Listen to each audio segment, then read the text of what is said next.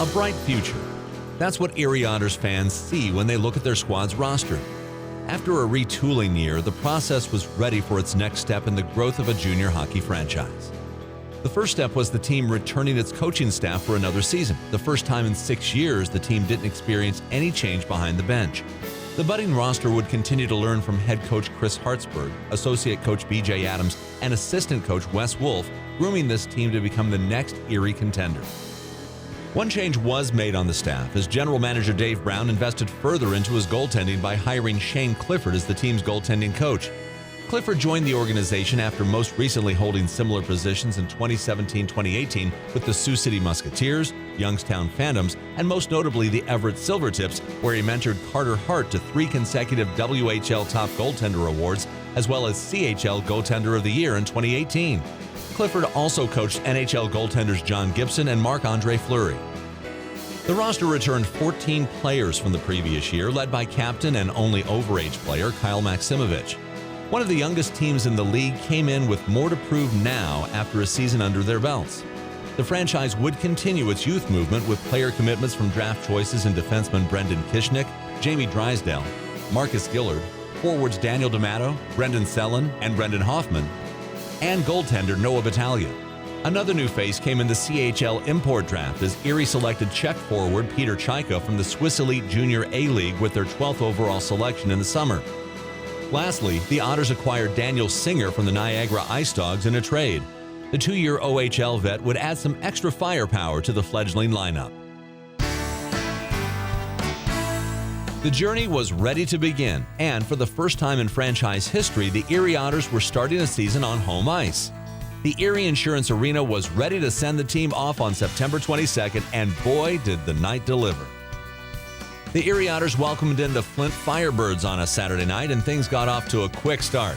Luke Beamish kicked things off with his first OHL goal in the first, followed by Ryan Martin, Garrett Podubny, and Alex Gritz goals for a 4-0 lead after 2 periods. The team wasn't done as they would explode for what would stand as a season-high 8 goals in the final frame, dousing the Firebirds for a 12-1 victory. The new campaign was underway and off with a bang. Things didn't come as easy as opening night, though, as competition and parity in the OHL would rise to the conversation. The young Otters would drop the next few games as they continued to grow and build consistency. The fruits of their labor would pay off, though, as the group became one of the hardest-working teams in the league. The rest of the league would be put on notice. If you didn't show up and take the Otters seriously, then you were in for a rude awakening. The CHL Top 10 proved to be no match as the Otters would down 3 top teams in just over 2 weeks. First up was the Eastern Conference contending Ottawa 67s. The 8th-ranked Ottawa squad would gain a 2-0 lead on the home Otters before the comeback, a theme throughout the season, was on. Brendan Hoffman started things off with his first OHL goal, followed by Daniel Singer's first as an Otter to tie things up before the end of regulation. On to overtime, where the Otters would make their money on the year, and Kyle Maximovich would have the honors this evening with the game-winning goal 2 minutes in. 8 days later, the number 8 Mississauga Steelheads rolled into town for a 2017 OHL Championship Series rematch. After trading goals throughout, Erie would build a lead thanks to Brendan Sellen's first OHL goal and Hayden Fowler figuring in. The game would once again head to overtime, where Garrett Podubny would use an Erie Insurance Arena bounce to down their opponent by sneaking the puck in on the far post. A week later, the Cardiac Kids took their show on the road to face off against another 8th-ranked opponent in the Sault Ste. Marie Greyhounds. This one would head to a shootout after a 2-2 tie, where Dan Murphy would stop 3 shooters to allow the Otters to pick up goals from Kyle Maximovich, Maxim Golod, and another winner from Garrett Podubny. This stretch, along with consistent play, helped the team pick up their 12th nearly a month before they did in the previous season, finishing the first half of the season with 13 wins and fighting for playoff positioning. The Otters would kick off the second half with another dominating win over the Flint Firebirds, this time 9-2 on the road with 12 different players picking up points. That would send Erie into another memorable weekend. First, the Otters downed another CHL Top 10 team, defeating the number 9 Niagara Ice Dogs 6-3 in St. Catharines. The team returned home to host the Sarnia Sting, where some late heroics sent the game to overtime after Jamie Drysdale's seeing eye shot slipped through traffic with under 5 to play. What came next would stand as a final send-off for Kyle Maximovich, as the captain would burst through the neutral zone on a steal, then beat the goaltender and the clock to net the overtime winner with 1 second left on the clock. That, though, would be his last goal with the Otters, as that following week the organization continued with their plan to build for the future and dealt the overager to the Ottawa 67s. He would wrap his impressive career with the Otters in the top 5 all-time for games played and assists, while also sitting 7th in goals scored. An impressive resume for another undersized Erie Otters draft pick. This wasn't some fire sale of talent, as Erie stayed true to their plan by bringing in forward Matthew McDougall from the Windsor Spitfires, defenseman Jacob Golden from the London Knights, and goaltender Cole Ceci from the Oshawa Generals. These bodies would quickly become regulars for the Otters, and the picks acquired from the previous deal would keep Erie moving forward. Losing the team's leading scorer didn't mean giving up on the season. This young group had a lot to prove and had a message to deliver to the league. Our window is just opening. It would be an uphill battle, as the Otters' schedule would be a challenge in the final 2 months of the season, with games against contending teams like Guelph, London, Oshawa, Niagara, and Sault Ste. Marie. Erie continued to prove that they were going to make life difficult for their opposition, living out the old saying, hard work beats talent when talent doesn't work hard. On a Saturday night in the EIA, the Otters showed the freshly loaded up Guelph Storm squad that there are no easy nights in Erie. The home squad would jump out to a 2-0 lead on goals from Podubny and Hoffman. The Storm would surge to even things up and force OT, exactly where the Otters wanted them. Billet brothers Emmett Sproul and Chad Yetman would hook up in the extra frame for the game winner. A few weeks later, the group headed to London with the same mission on their mind, this time against the CHL's 5th-ranked Knights. The building didn't know what hit them when Erie answered London's first goal with a 3-goal outburst in the first period to take a 3-1 lead, thanks to Chad Yetman, Joe Mack, and Max Golod.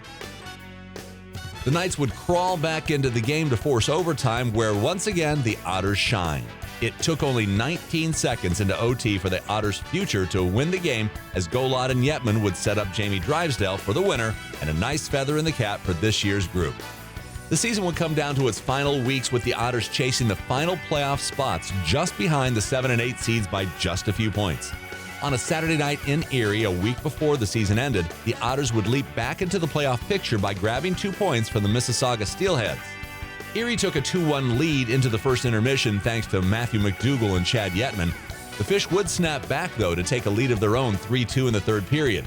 There's never been any quit in this group, and the Cardiac Kids were at it again for a late comeback victory. They would tie the game and run away with the win by scoring 3 goals in under 7.5 minutes, as Daniel Singer, Brendan Hoffman, and Hayden Fowler powered the Otters to a 5-3 final to propel Erie into a tie for the 8th seed in the playoffs with the Windsor Spitfires.